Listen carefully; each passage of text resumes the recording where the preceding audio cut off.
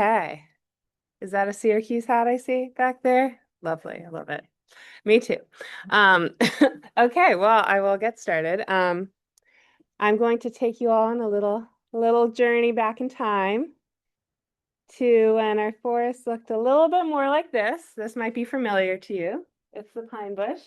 But there's also these towering American chestnuts and then these more open savanna forests covered in oak trees.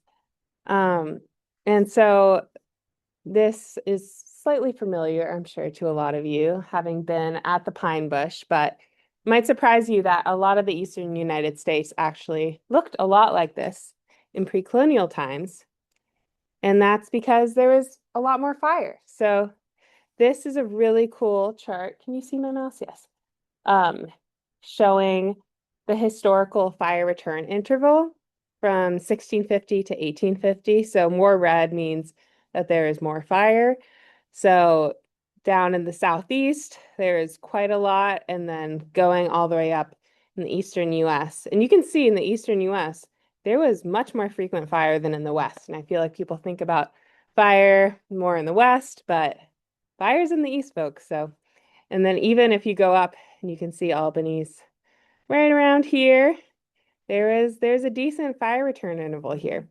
And that created these open canopy savannas and barren systems that promoted oaks and pines that love fire. But what happened here?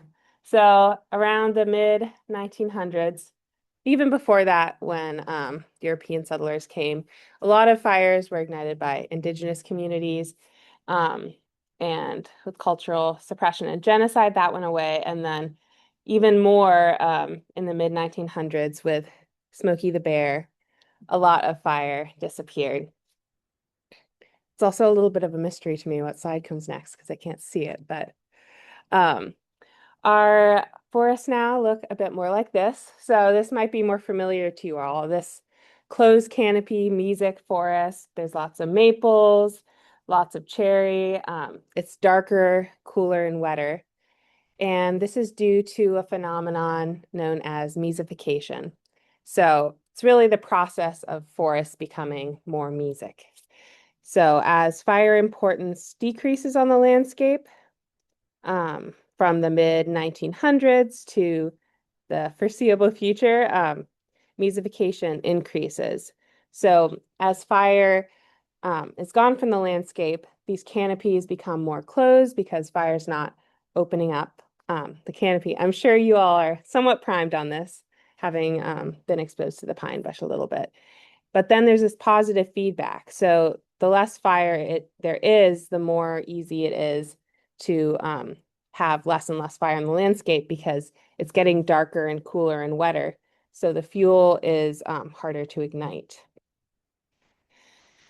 But where I come in is that our current research on how this process actually unfolds is really biased towards above ground drivers of this process. So you don't need to take in this entire graph because I know it is a lot, but I really just want you to take home the point that there are above ground drivers of mesification. So fire creates these hotter and drier and sunnier microclimates, increases fuel flammability, and it benefits these pyrophytic or fire adapted trees like oaks and pines to the detriment of pyrophobic trees.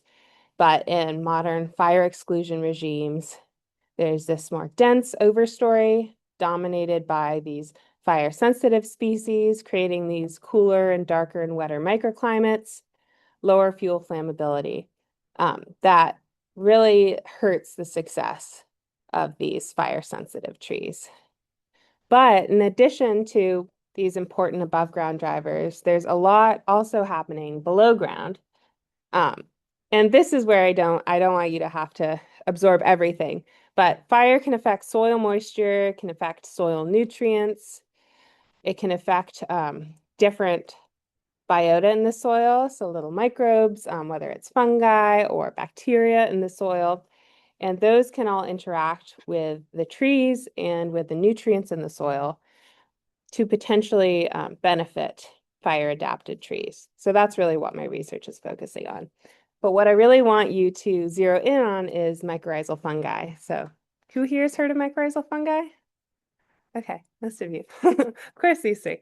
But myco is Greek for fungus and rhiza is Greek for root. So this term mycorrhizae really encapsulates the relationship between a fungus and a root tip. So this is a root tip here, and this is a fungus that colonizes the root and then exchanges essential nutrients for carbon from the tree. And so there's two main types of mycorrhizal fungi that associate with trees. There's ectomycorrhizal fungi and arbuscular mycorrhizal fungi. And I will be focusing on ectomycorrhizal fungi because they associate with oaks and pines. And mycorrhizal fungi, these little colonizing structures are hard to see, but they also form mushrooms that you can see in the woods. So these are all mushrooms you might be familiar with, and they might be found in an oak or a pine-dominated forest. It's actually sometimes hard to tell whether something's actually mycorrhizal or is just free living in the soil.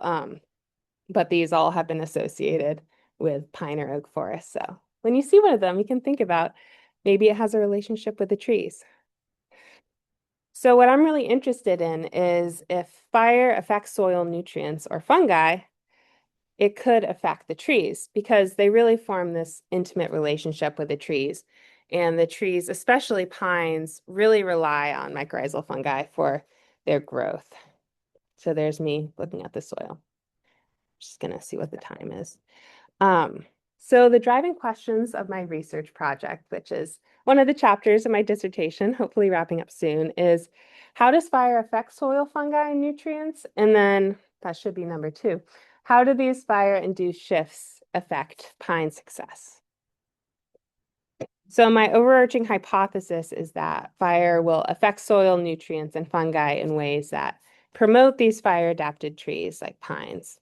And some of my other research also is looking at how fire might affect soils in ways that hurts these fire-sensitive trees that, like maples, that are competing with fire-adapted trees as well.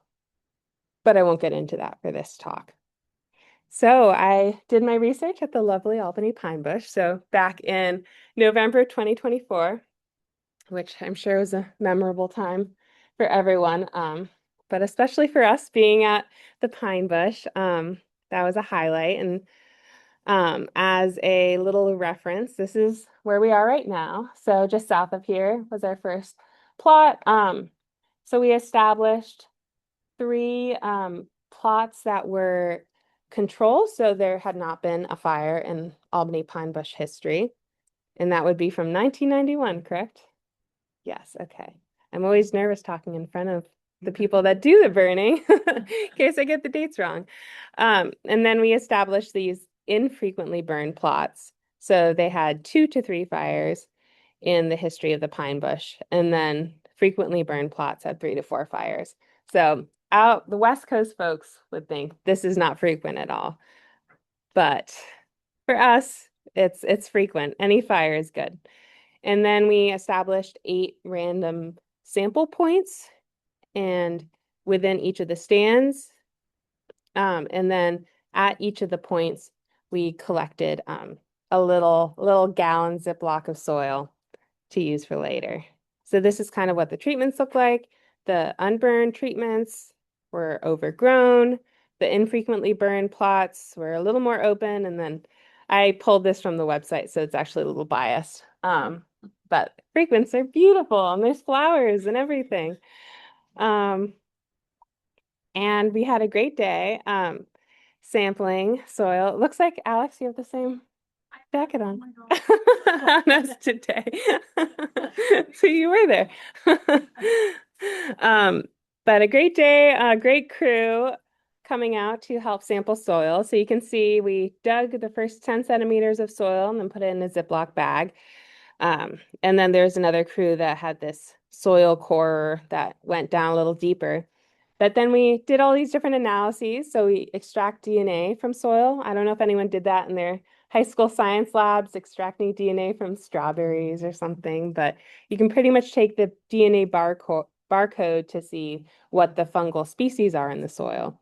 And then we also did these analyses to see what plant available nutrients are there.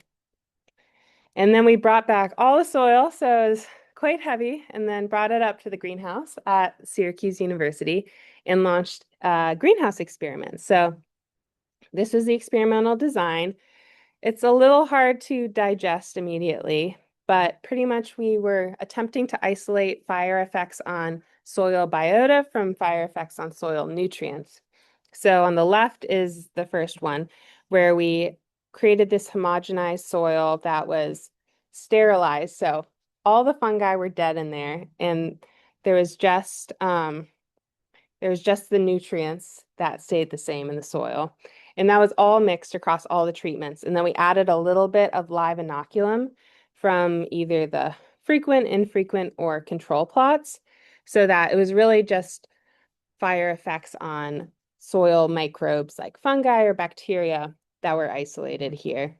And then in the nutrient feedback, we did pretty much the opposite, where we had the sterilized soil that was within the treatment. So the nutrients from in the soil from the frequently burned soil was isolated. But then there was this mixed inoculum that was homogenized across all of the treatments so that there was the same fungal communities across all of them. Does that make a little bit of sense? Okay. And then there's 12 pine trees that grew in each of these 6 treatments. And so that extended from February 2025 to August 2026. And I was up there measuring once a week, sometimes taking selfies with the little baby pines. So we actually sourced these pine trees from the New York DEC nursery up in Saratoga Springs. And what was unique about that is the seeds were actually sourced from the pine bush. So they were very local, which was great. So this is a little bit what the experiment looked like. There was these racks and these containers because they grow deep roots, and they got really floppy, but they were still doing well. Little baby pine trees. And then 6 months later, we assessed the height of the seedlings and then destructively harvested them. So took them out of the soil and then dried them and weighed the above and below ground biomass, and also ground up the needles to see what the nutrient levels were as well. So diving a little bit into results, we found that plant available nitrogen decreased in the soil with more frequent burning. So this is ammonium on the x-axis here, and this is nitrate on the x-axis here. So these are both commonly found in fertilizers. If you ever fertilize your garden, there's probably different ratios of N, P, and K. And so normally you think that more nitrogen is good, but actually for pine trees, they like being in soil with less nitrogen. So this could potentially be helping the pine trees as well. So you'll see in these plots, in all the ones coming up, there's all these letters here, and this means that they're different from each other. So pretty much if the letters aren't the same as each other, the treatments are different. So the control was higher than the infrequent or the frequently burned soil here. And then for this, the frequently burned soil was lower than the infrequent or control based on stats telling us, but you can also just see with your eyes that too.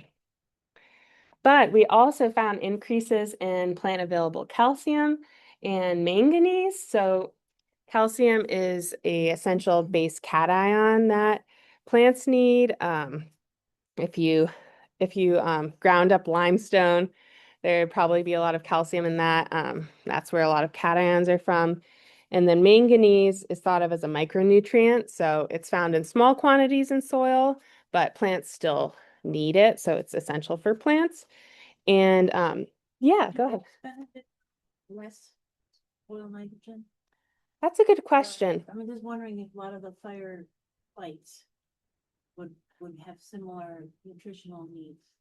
Yeah, I think so. So I'm actually doing a experiment right now that I started last week, looking at how fire affects soil down in Pennsylvania and these oak plots, and whether that might benefit oak. So I'll keep you posted.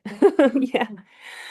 Um, yeah, so not much is known about manganese interaction with all this, but there is a lot of evidence that there's a lot of calcium in ash and also in burned pine as well. So it makes sense that it would be increasing with more burned soil. And then when you increase calcium in soil, soil pH increases too. If you think about liming soil, that's like comes from limestone, that increases the pH. So it makes sense that fire with this high cation ash, so ash high in calcium would increase the pH of the soil. And pH, as I'm sure you know, if you ever do any gardening or landscaping, is very important for plant response. It's known as a master variable in soil. So it can change, maybe it's not directly affecting tree response, but it can change all sorts of other things in a cascading way. So always important for us to look at. So in addition to all of the nutrient changes, soil fungal communities also changed. So I'm guessing most people here might not be familiar with this type of plot.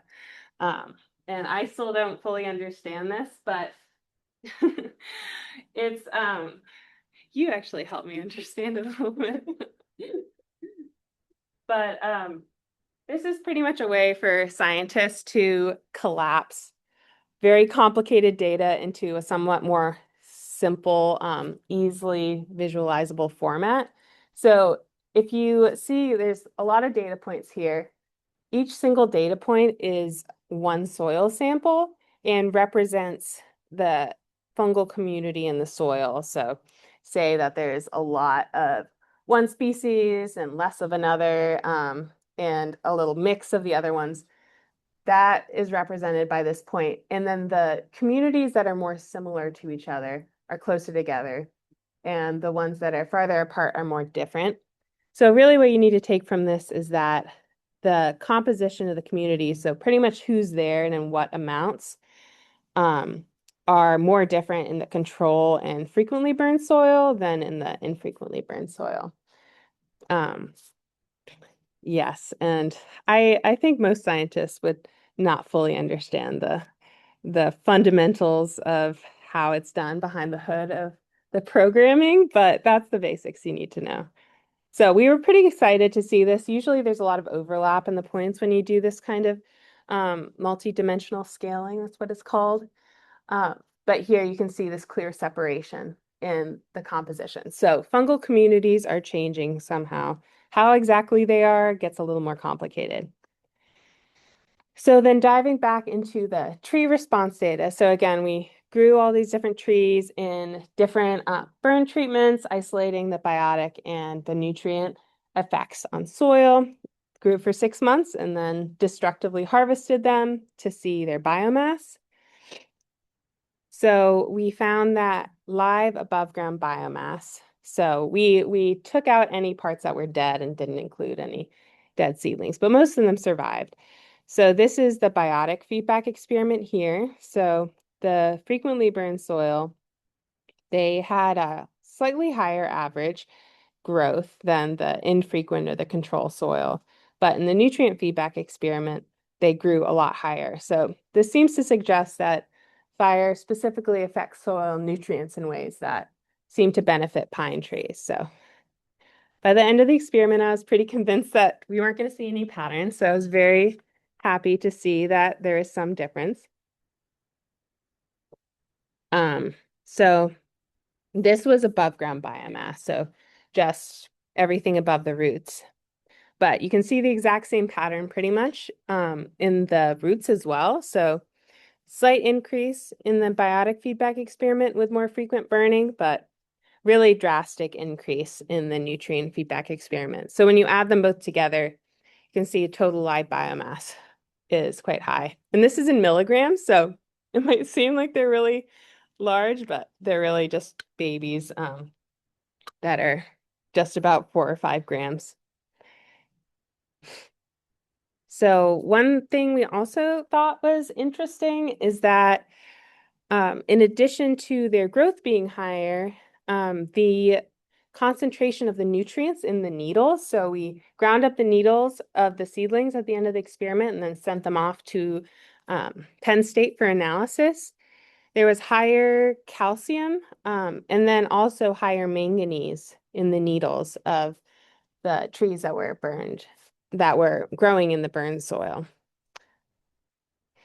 And you can also see that the percentage of nitrogen and percentage of manganese, as well as a lot of other nutrients that I'm not including here, but the percentage of these elements in the needles really highly related to their growth. So as I mentioned, pines don't love nitrogen in the soil, so you can see that with increasing nitrogen in the needles, there's a really strong trend of having lower biomass.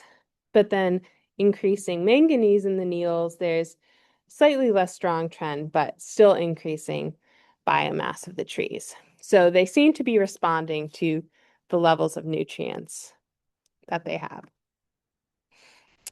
So I also just wanted to throw in a little heat map here for you folks. So this is one output of the DNA data that we get.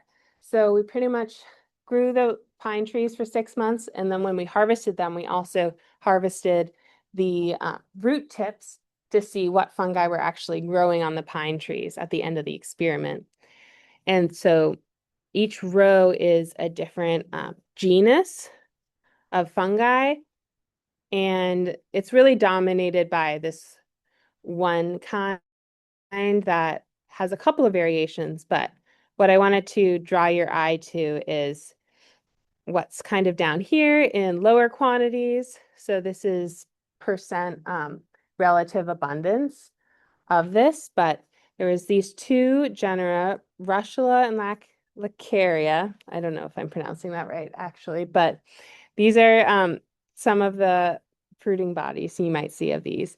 And they have actually been observed on post-fire oak seedlings, so Quercus in the southern Appalachians. So we might be starting to disentangle certain indicator fungal genera that specifically associate with these pine trees in burned soil. So that was exciting for us as well.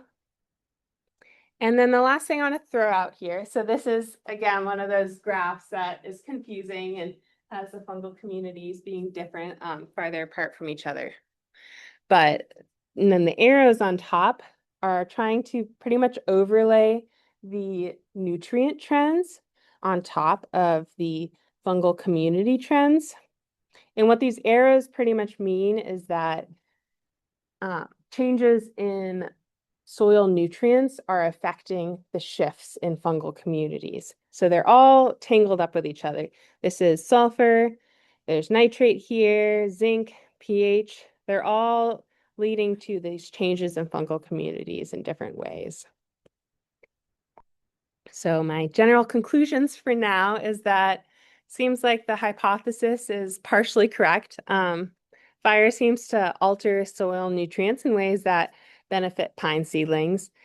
And this pattern might be caused by fire increasing cations, so this calcium availability, and decreasing nitrogen in soil.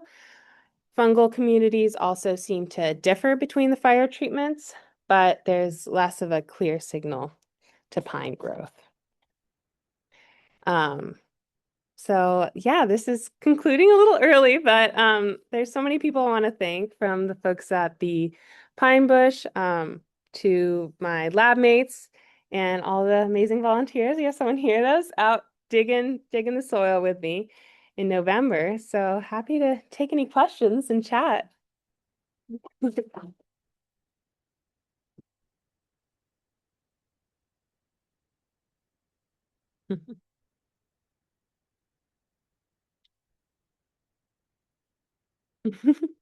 It's not pines like acidic soil. Is that just a myth? Or do they make soil acidic? Yeah, that's a great question. So this soil is already, let's see, going back here. Yeah, it's 2 degrees away from basic, so it is on the acidic side. Already pretty. Yeah, but that's a really good point. Because I do think they like acidic soil, and that's one reason I mentioned that pH might be indirectly affecting things. I don't know if directly the pines like a higher pH soil, and that's why they're growing, or if it's that they're making other nutrients less available or more available. Still pretty acidic. Hmm. Less acidic, right? Hmm. So what you're showing there with a pH one between 5 and 6. Hmm. So it's still acidic, it's just slightly less acidic Hmm. than the other, which is interesting because we see this other researchers on similar pattern. Lupin prefers the soil in fire sites. Oh, Seems to like a slightly higher calcium, slightly interesting. less acidic soil, but still acidic. Hmm. Yeah, ash is super alkaline, so it makes sense that it would raise the pH a little bit. But I think pines do create environments where it might draw down the pH, so maybe there's a kind of balance there. But that's cool about the lupins, yeah. Yeah. Were there any analytes you looked at that were unsurprisingly different from between treatment groups that like you show here? Yeah, I should have had a backup slide deck here, but we did a lot of different analyses. There were some unimodal relationships where it seemed to increase in the infrequently burned plots. I think zinc, and there's some random things we measured like boron and aluminum. I did think was going to decrease in the burn plots because we actually found much lower aluminum in the needles of the pine trees in the more frequently burned soil. So I thought maybe it was alleviating aluminum toxicity in the soil, but we didn't find that trend. So I thought that was interesting. Yeah. I'm still stuck with the nitrogen. Yeah. Is that, were you surprised? Um, I was expecting nitrogen. So I guess to preface, total nitrogen in the soil did not lower. It was specifically the plant available nitrogen. So nitrogen can be bound up in these organic forms, say like a leaf has a lot of nitrogen in it, but it's not easily accessible to plants. It has to be broken down. Right. Um, but nitrogen has a really low temperature to volatilize, so it'll get burned up really easily. So literature suggests that nitrogen would kind of be the first to go in a fire. Hmm. So I thought it was food. Maybe that's Yeah, general nutrition. yeah. Well, the acid rain, kind of in conjunction with fire suppression, in the late 1900s really caused this problem of uh, nitrogen deposition in the eastern US. And so we're actually thinking that fire might be alleviating the nitrogen in the soil and that might be helping the trees. So it's a little counterintuitive because you think if the forests are fertilized, they would do better. And to a certain extent, like you can see this almost fertilization effect with actually increased CO2. Forests can become more productive to a certain extent, but we ultimately know climate change is not good for forests. It's kind of similar, I'd say, with nitrogen that it can cause a spike in plant productivity, but in the long run, it's probably not good for at least the oaks and pines in our forest. Yeah. Yeah. Uh, the soil is high draining. Do you think the ash solutes will remain on topsoil and have prolonged effects? Ash will remain on topsoil. Yeah, well, I guess that gets into whether there's depth effects and actually these folks. So Jennifer and Gray, Gray here has a really deep soil core, so they measured farther down, I think down to 30 centimeters in the soil. And they found that some of these fire effects on nutrients were trickling down to lower soil profiles, but there's definitely the potential that fire could lead to runoff of some of these nutrients, like an initial spike in nitrogen, and then it leaches faster from the soil, which might be the main driving force of its loss instead of just being burned up into the air. Yeah, so I don't know if that answered the question, the Zoom folk, but yeah. So, this question, there's like, did the pine seedlings all have the same biomass at the start of the experiment? Yeah, that's a good question. We could not dry all the seedlings before planting them because it would kill them. So we couldn't take the dry biomass of all of them at the beginning, but we did assess their height and general volume. So they had a similar height, um, and they were randomly distributed across the treatment. So in the same age, so they should be the same size. But I can't scientifically answer that. Are the seedlings collected from the same area within the pine bush? Like, do you know which region in terms of fire? That's a good question. Do you know where where they source the seeds for the DEC nursery? The pitch pine seeds? Specifically where it collects, Yeah. the preserve, Mm-hmm. but I don't know exactly where. They're all from mature pine trees, Okay. not from the short country. Georgia just had a comment that if they were collected from pine trees in the frequently burned stands versus the control stands, that could have affected things. Yeah. Keep in mind that there's rottenness, right? So those cones are holding those seeds for a long time. So regardless of how frequently the cones are going to stay, the seeds should even. Mhm. But yeah, it wouldn't have mattered. Right, the nutritional quality of the seeds could have changed the fire fragrance. Yeah, I guess I was getting more of like an evolutionary. Mhm. No idea. Mhm. He collects Yeah. the seeds wherever he can reach them. Yeah. Yeah. Hopefully since the scale of tree evolution is lower than zooplankton. Yeah. But good point. Mhm. You also have some well wishing. Andy says, great bird. Deborah says, thank you for communicating such a complex and important topic so clearly. And then you have this question, do you intend to eventually advise forest managers on controlled burn frequency based on your research? What research do forest managers look to now for controlled burn frequency? What research do you look to for controlled burn? Fire frequency is pretty common. Certainly soil nutrition and understanding the ectomycorrhizal associations, because we know the earlier work giving us that those was still there, but it's grass and forb cover, trying to reduce woody cover. Yeah, keeping invasives out. It depends on what successional variant we're working with.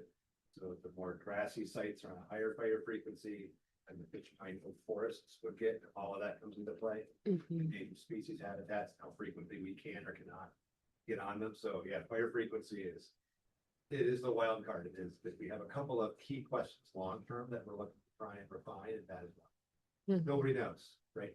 There are fewer than 20 inland pitch pine scrub oak barrens in the world. All of us that are managing them inherited degraded, fragmented, reduced, unhealthy sites. So we have no reference to look at to figure that out. So we're basically figuring it out as we go, thanks to research like Eagles and what we see in the field. Yes, I'm not sure how much the folks on Zoom got it, but I would say an answer to that I mean it's hard having this kind of lost knowledge from these systems, but my initial research seems to suggest that more frequent fires will change soils in ways that helps the pines, but what's that upper limit? Is that your other chapter, looking at how this influences the mesophiles? Yes, and there's a higher upper limit of burn frequency, or I guess a lower upper limit of the fire return interval. So I sampled soil from plots that were burn once a year for decades. And so I do think that there's a point of diminishing returns where it's not going to help the trees. And this is at a military base where they have to burn once a year. So they can see that the trees don't want it to burn again because they're vulnerable. Yeah. Is that what you're gonna say? What I was gonna say is, so you've looked at trees and pitch pines specifically from here. The diversity, the amazing plant diversity in pine barrens is on the ground.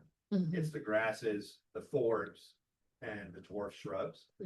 So it's likely that these patterns hold true for some of those species, but not for others. So it'd be interesting long-term to look at some of those other species. But this is very helpful in thinking about fire frequency, in particular, if we want pitch pine and pitch pine regeneration to succeed. And then ultimately, as managers, we're always the main name of the game is competitive advantage. We're trying to give a competitive advantage to the things we want and decrease the competitive advantage to the things we don't want. And fire frequency is a really key way of doing it. And now we understand one mechanism why. You said the burn in these spots started in 91. You want, was that? But driven, like the intention behind burning specific spots and not others? Initially, yes. Yeah. And what was manageable? We're in the city. You want to repeat some of this for the folks online, but yes, we started on a small scale with research plots, but also we're in a heavily urban area.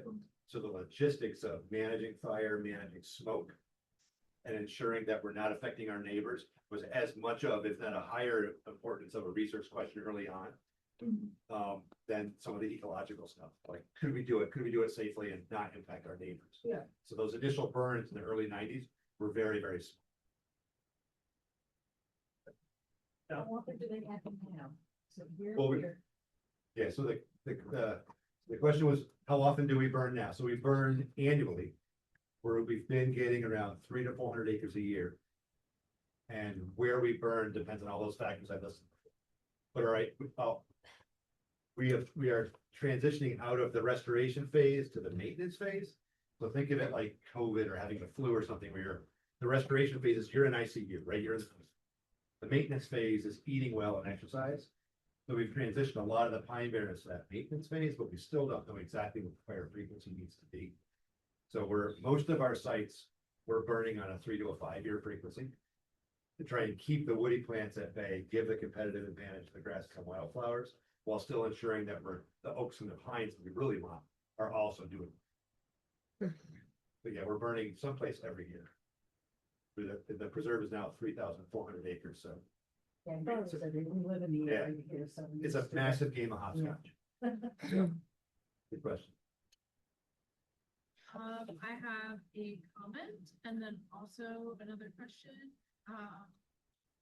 This person, I may pronounce this wrong, Shay, says our group at Albany did detailed characterization on ash composition, speciation, and geochemical behavior of main macronutrients, calcium, phosphorus, magnesium, including those in the Albany Pine Bush may be relevant to. Awesome. I remembered my chemistry. And then this question says, why do you think that the treatments only majorly affected the soil nutrient feedback experiment and not the biotic feedback experiment? Yeah, that's a great question. Why fire? The fire effects on soil nutrients had a bigger effect on the growth. There was one big drawback of the experiment is that we grew the seedlings as seedlings and not growing them from seed because pines need mycorrhizal symbionts to grow. So if you look here, what I mentioned here, and I diverted your attention down here, but probably a lot of the fungi here came on the roots of the seedlings from the nursery. Um, and I talked with my advisor a lot about this, and we were thinking that hopefully the greenhouse contaminants would kind of drop off, and what was in the soil would eventually be what was mostly dominant. And it's a little hard to take apart because probably some of these fungi were from the soil and some of them were from the greenhouse. So this is kind of roundabout answering your question in that I think the biotic signal was weaker because there was already fungi growing on this. The problem with growing them from seed is that you're starting from a lot smaller, so you have to extend the experiment for longer. There's germination failures, and the longer you run a greenhouse experiment, the higher risk there's going to be more contaminants in the soil and all these different chemical changes just from growing them in these pots up in a greenhouse. So it's it's a little bit of a tough situation. Anytime you do a greenhouse experiment, there's big drawbacks, but I think that's why we didn't see a big signal.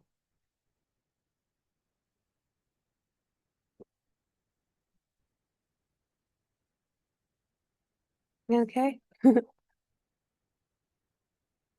Well, thank you all for listening. Yeah. It's very Appreciate it.